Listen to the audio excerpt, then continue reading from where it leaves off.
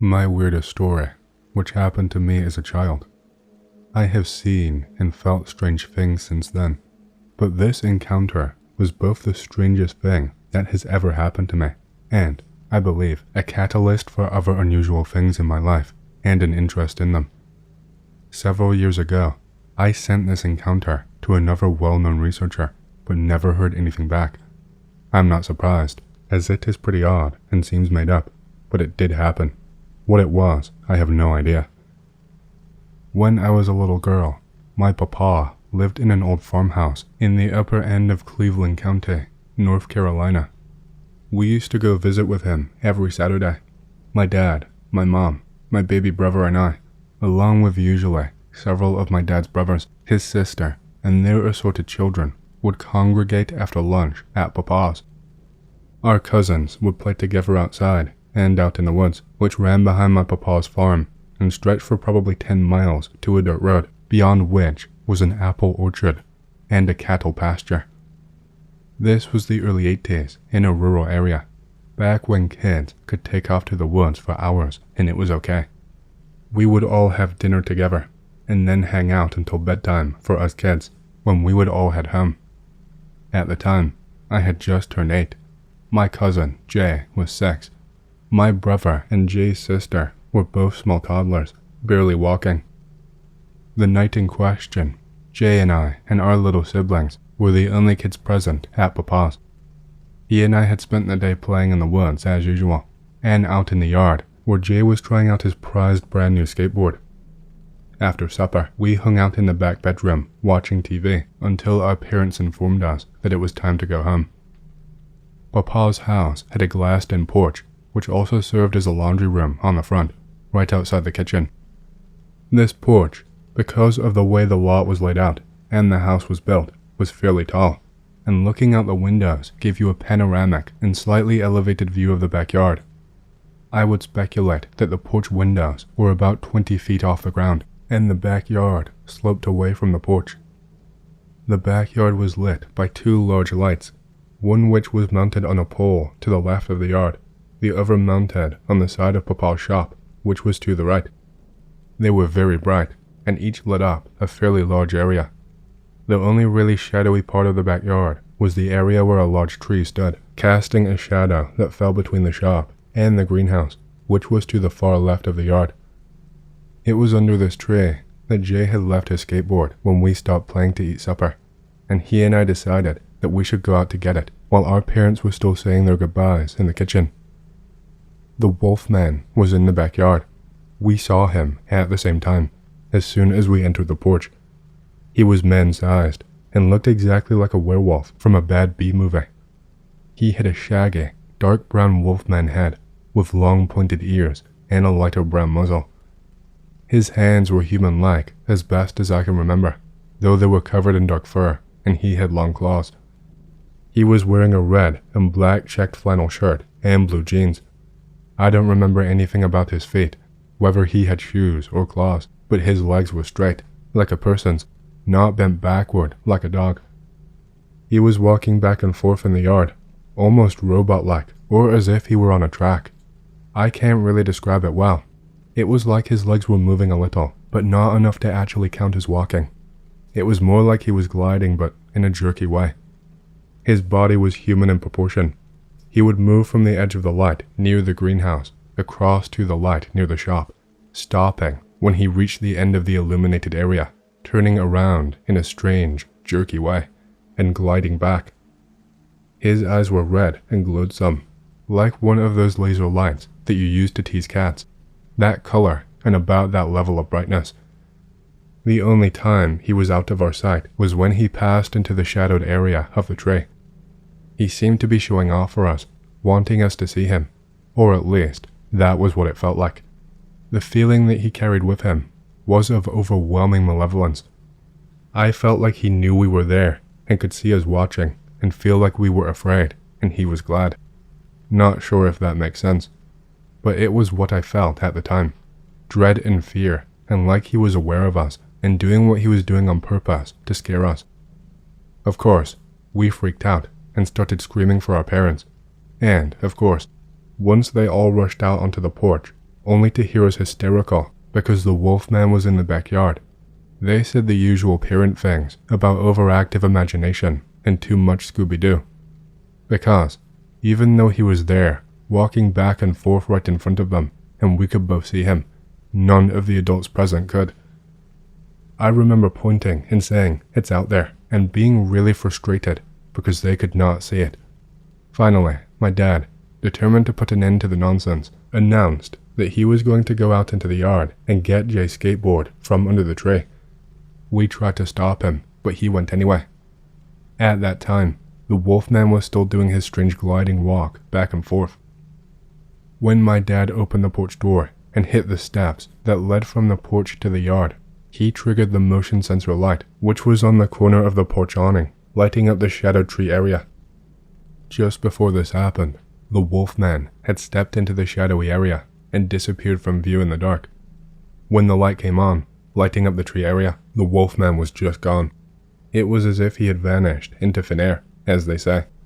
We never saw him again, though we became mildly obsessed with werewolves for a while after that and started hoarding silver just in case we needed to make silver bullets. When you are a child, it is pretty amazing what you can consider normal. We were scared at the time it happened, but it's like afterward, it did not feel completely real because it was so bizarre, and we sort of made a game out of it. A few weird things happened to us in the woods after that, but nothing that could be considered paranormal beyond doubt, and nothing like seeing the Wolfman. Years passed, but I always wondered about what we saw that night. My cousin Jay forgot about it altogether. I asked him about it just a few months ago, and he did not remember it at all. What really brought it back to my memory was the story in Linda Godfrey's Real Wolfman about the girl who saw the hitchhiking werewolf wearing clothes. Before that, I had never seen a serious report of a canine or lupine humanoid wearing clothes in any publication. I don't often tell anyone about the Wolfman we saw because it sounds so completely crazy. Of course, my parents and Jay's parents never for 1 second believed we saw anything. I don't fully know the history of the land around Papa's. I know that there were lots of Catawba Native Americans in that area before colonial times, and that there are several strange formations in that part of the county that people claim are Native American mounds, though none of them seem to be officially recognized as such. There have been several Bigfoot flaps in that county as well, and there are black panthers there. I have seen both black and tan panthers, as has my father and many hunters he knows, though they are not, in my opinion, anything supernatural, just regular animals. I have no idea, to this day, what it was we saw in the backyard. I find it hard to believe that it was actually a werewolf, but I feel like it was something paranormal. Seeing it caused me to have a lifelong interest in cryptozoology and the 14 phenomenon. I thought a lot about it, and I sort of feel like John Keel was right when he suggested that there is something out there that messes with us just because it can. Like, maybe something that wanted to be scary and knew that a stereotypical werewolf would frighten some little kids. I have even wondered if it could have been someone dressed in a costume playing a prank, but that would not explain the weird gliding, unnatural way it moved, or the way it was able to disappear so fast, or the fact that apparently 5 adults could not see it, even though 2 kids could. This was probably 10 years ago. Put this map in a separate window if you want, so you can kind of get an idea of where we were during different points of the story. I wish I could tell this story properly. This was the one night in my life I was truly wondering whether I would die or not. For the backstory, our location is basically in the middle of nowhere, Minnesota, and 30 minutes from the nearest town, big enough for a Walmart and an hour away from any town big enough to have a normal, albeit small mall. I hope that gives you an idea how middle of nowhere we were. I had this friend, Brandon, who was my main shooting friend. It seemed like we'd always launch off about 1K rounds of 22 LR at gravel pits, etc. every couple of weeks. We trusted each other like I have never experienced since with anyone as far as firearms and general camaraderie go. He had a history of being kind of a troublemaker, but was fine around me. Partially at least because we did not go see his other friends while I was with him. They were kind of a bunch of douchebags, and I did not want anything to do with them for the most part. He has since abandoned them and realizes they were nothing but bad influence. On to the real story. So, one afternoon when we hung out, Brandon mentioned this abandoned farm site that had a lot of rabbits to hunt and a couple of old buildings. So of course, we decided we'd go a little later and hunt and see what we could find. It was supposedly full of rabbits every time we'd been there. The catch today was that there was a new guy in our normally two-man group, a cousin that Brandon was not very fond of. Brandon thought he was kind of an idiot. My opinion of him would be equally low by the end of the day. He really was an idiot. His name was Travis. I tried to give him the benefit of a doubt, but this kid really was a dumb neckbeard, and it did not take me long for me to realize it. Anyway, later in the afternoon, we took off for the abandoned farm site. We parked the truck at the end of the driveway to keep the element of surprise and sneak up the driveway as quietly as possible. It was probably a little under 200 yards to the actual abandoned farm site from the end of the driveway. About half of the length of the driveway was corn taller than us. The other half was the thin driveway, surrounded by trees on both sides. On one side of the driveway was the main grove. The other was a 10-foot thick wall of trees with tall corn on the other side. It was late afternoon, not too far from sunset, so we had a spotlight just in case we stayed past dark. After the end of the day, I wished we'd left it at home. This is where it all really begins. We walked up the thin driveway surrounded by trees on both sides, and eventually broke off and checked out the woods together. There were a lot of details that we noticed as the day went that were not quite right about the place, but didn't really put it all together until it turned into the crazy night trapped up on that farm site. We went through the large sections of the wood first. There were paths already made, and plants that looked like they'd just been broken off because they were still bleeding water from where it had snapped. We figured it was a deer or something that we'd scared up. As we went to the barn, we noticed claw marks all over the ladder to get upstairs and pretty much zero cobwebs or signs of life other than those claw marks on the ladder rungs. Actually, there were no rabbits or any life whatsoever on that place, it seemed like. No birds, squirrels, or anything. Not even flies or spiders. We did think that was a little on the weird side for an abandoned farm. There's not generally a lot going on in abandoned places, but this was on a different level. As time passed, it started to get dark. We had been shooting on and off at different pieces of junk that were laying around for most of the time that we had been there, maybe 2 hours in total. We had 2 Ruger 10-22s between the 3 of us, and my 20 GA 870 pump shotgun. Travis did not have his own gun, so he used whatever we gave him at the time, usually a 22. As night set in, we grabbed the spotlight and kept exploring around the edges of the woods and behind the buildings. The spotlight was dead in about 5 minutes, even though we did not use it much. The battery must have been crap. We were about to call it a night when we heard something rustling in the woods past some shrubby trees. We kept hearing the noise, so we shot into the area and it quit for a minute. Then it came back again somewhere else, but in the same general direction. Because we were so curious about the noise, we stayed past dark because we figured it was kind of a fun excuse to just keep going. By now it was very dark, but it was a full moon, so we could still see fairly well, but could see absolutely nothing in the woods, inside of the buildings, or anywhere else inside the shadows, and we kept hearing the thing running and moving through the woods with more and more frequency as time went on. It would go away for a few minutes, then we would hear it on the other side of the clearing behind us. It was at this point we started to get freaked out, because we kept hearing it change places every few minutes, and it seemed to be stalking us. Eventually, we saw it jump out of the woods a foot or two and dart back in. We could not tell what it was, but it glared a silverish and pale color in the moonlight. It was the size of a medium-large dog, but as quick as a cat. Now we knew this wasn't just us hearing things, and of course, freaked us out even more. This went on for a long time, with us just standing there, trying to figure out how to get out of this mess.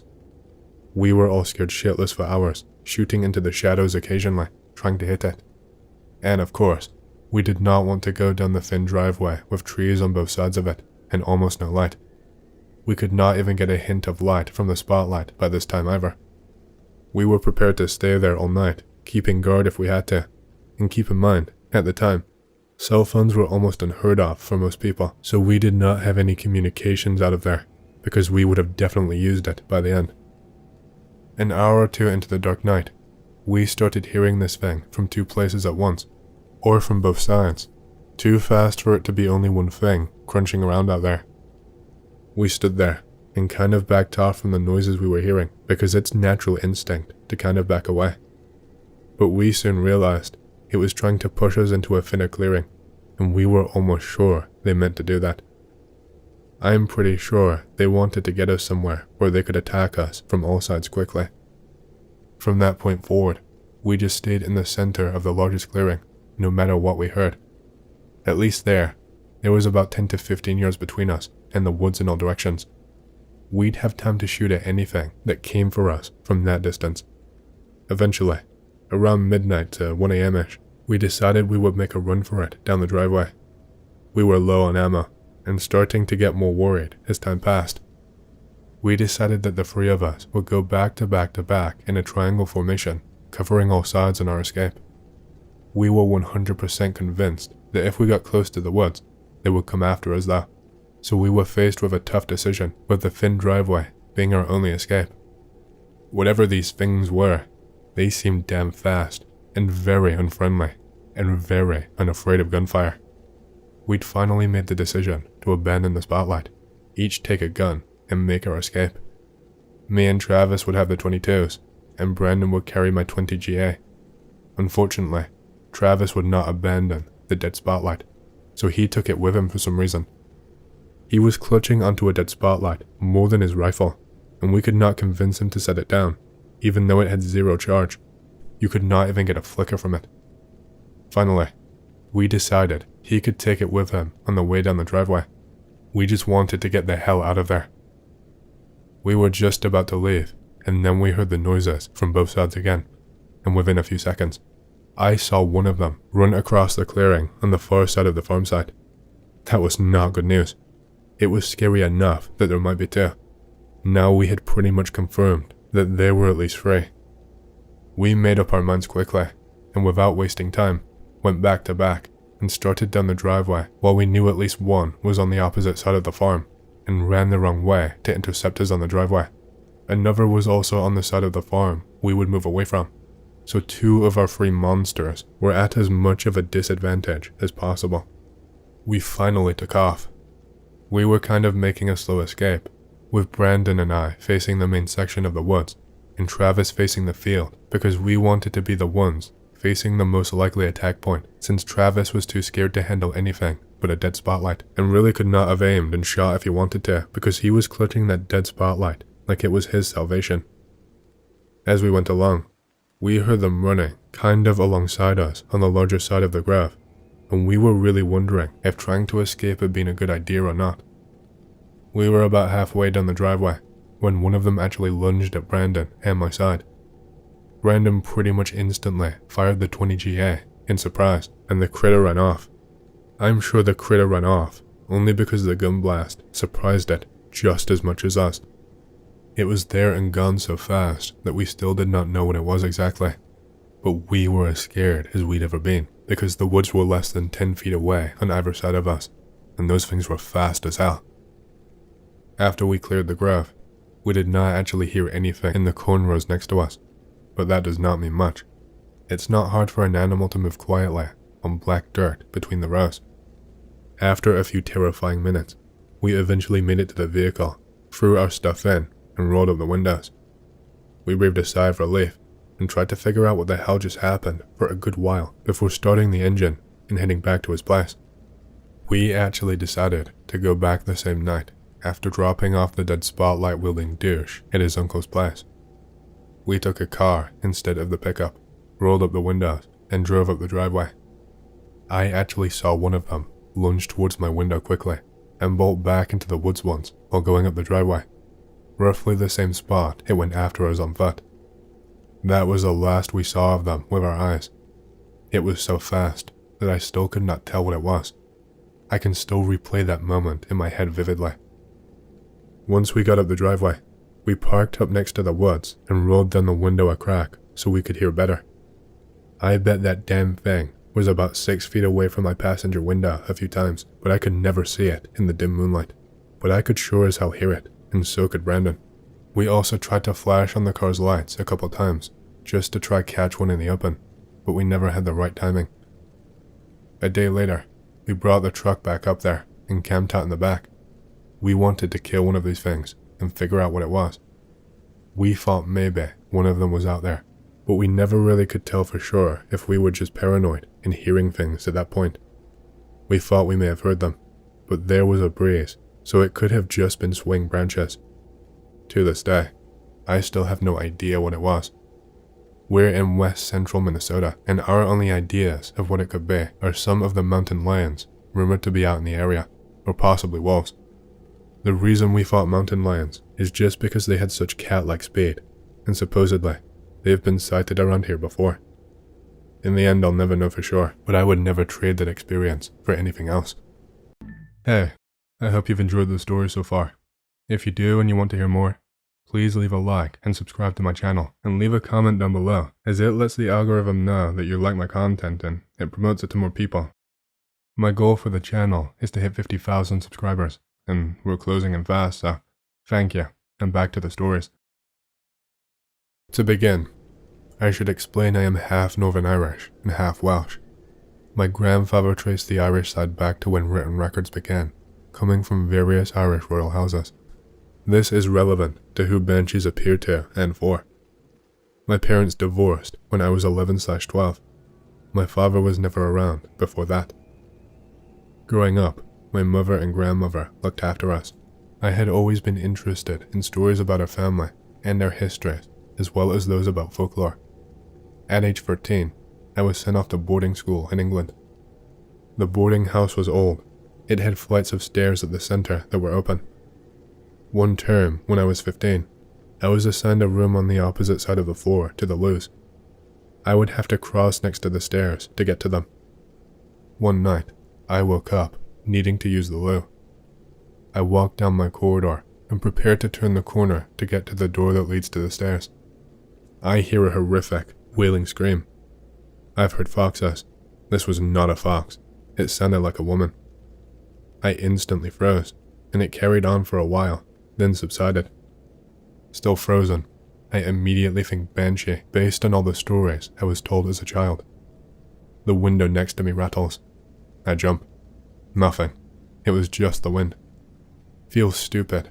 The cry must have been the wind whistling through gaps in the old window. Relieved, I decided to continue to the loo. I turn the corner and get to the door to the stairway. I would have to pass to get there. There is a faint green glow coming through the safety glass window of the door. Scared but curious, I open the door.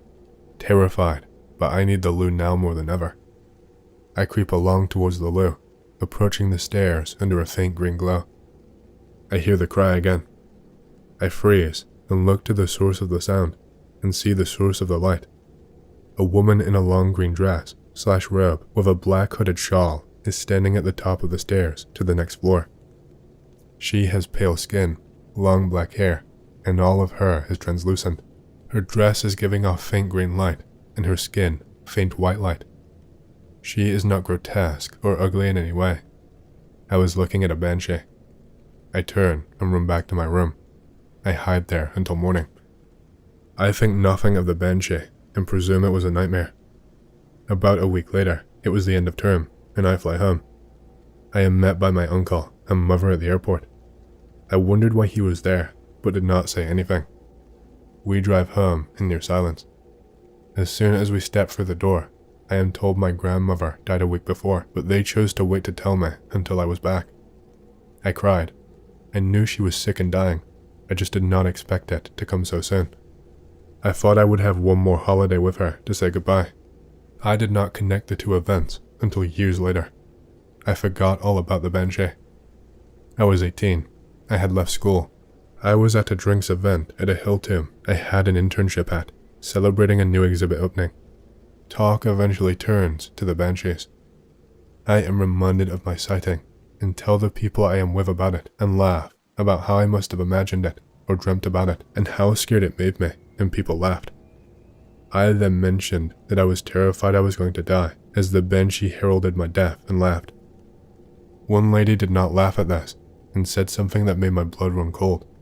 Something I had forgotten or not understood about the Banshee legend as a child. She told me the Banshees do not herald your death. They herald the death of a family member. I think I froze as my brain put it all together, and I realized that the Banshee must have been there to tell me my grandmother was about to die. Popular culture about Banshees is very wrong. In traditional folklore, they are not evil and do not bring death. They merely precede it. They are not hags out to steal souls. Some say they are an ancestor of the family, lamenting the loss of a descendant that watches over a particular family. I now look back on that Banshee fondly.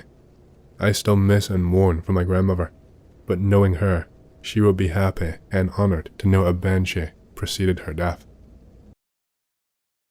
Florida and on here had many strange experiences in my life. I get told I attract these sort of things, but I digress.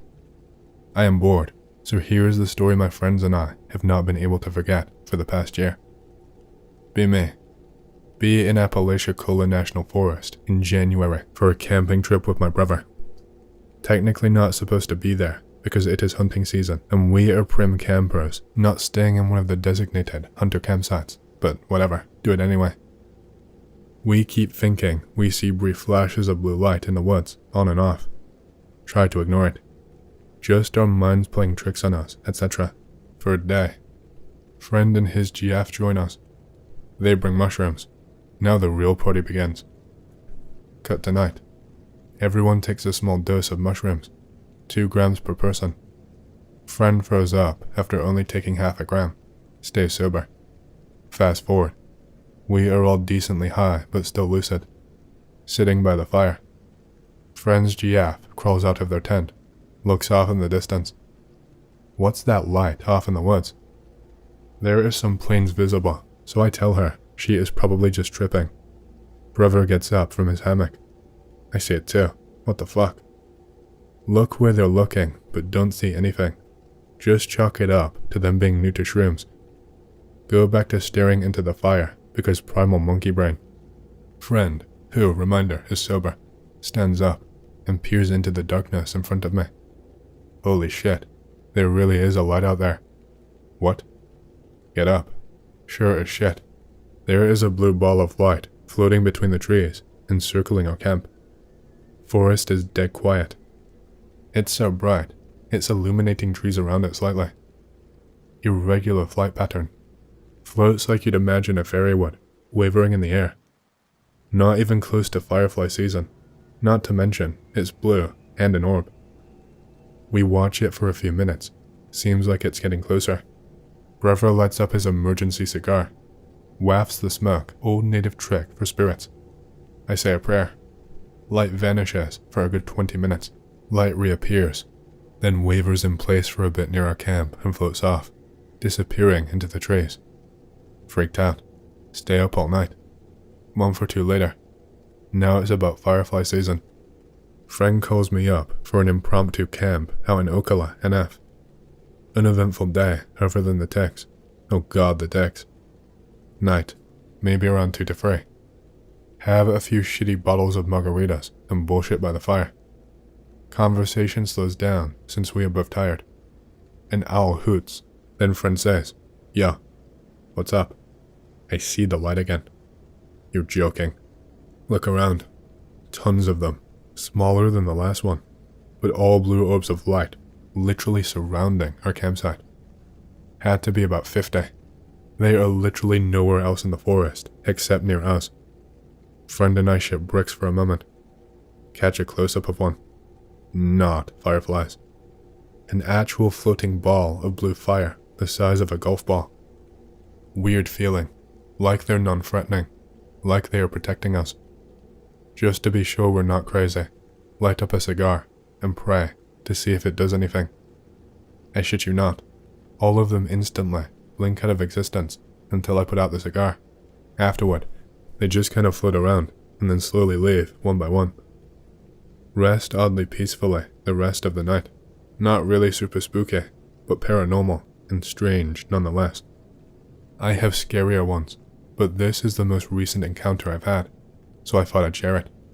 No idea what they are, but if anyone has any insight at all, I'd be very interested.